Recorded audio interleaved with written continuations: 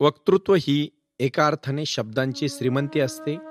ती सहज प्राप्त नसते, ती जोडावी लागते. बहुतेक भाषांच्या आणि विशेषतः इंग्लिशच्या प्रातिनिधिक शब्दकोशात सुमारे 50,000 शब्द आढळतात. हे शब्द कोणाकडूनही वापरले जात नाही, पण ज्यांच्या लिहिण्यात बोलण्यात जास्तीत जास्त शब्द येतात ते शब्द श्रीमंत. सर्वसामान्य माणूस हा 2,000 शब्दांच्या मर्यादेत वावरतो. तो शब्द फिरून फिरून वापरतो. मिल्टन या महाकवीच्या एकूण साहित्य रचनेत 8,000 शब्दांचा शब्दप्रयोग होता.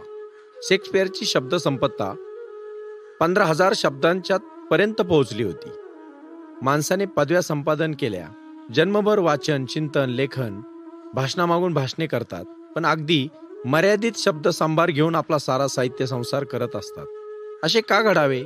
माणसांना शब्दाचा छंद नसतो का? ध्यास नसतो का? ओढ नसते. शब्द शोधावे लागतात, मनात साठवावे लागतात, वारंवार आठवावे लागतात. ज्यांनी हे शब्द साधन केले त्यांचे चरित्रे उद्बोधक वाटतात.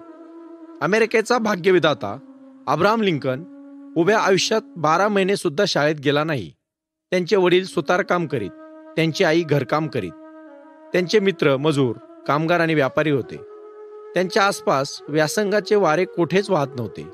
पण त्याने सत्संगाचा एक मार्ग शोधून काढला. चांगल्या ग्रंथांची त्यांनी सोबत केली.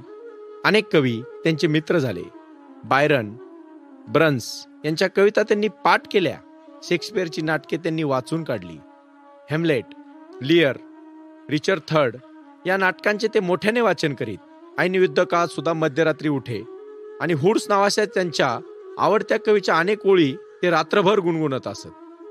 गेट्सबर्ग येथील त्यांच्या भाषणात प्रगट झालेली लोकशाहीची व्याख्या, governors by the people, people for the people and the people all the people, ही एकदम ओठावर आली नाही. लोकांनी, लोकांसाठी, लोकांनी चालवलेले राज्य म्हणजे लोकशाही, ही अब्राहम लिंकनची व्याख्या त्यांच्या अहोरात्र चिंतनातून आलेली आहे. Please share and like this video and subscribe our YouTube channel. Thank you.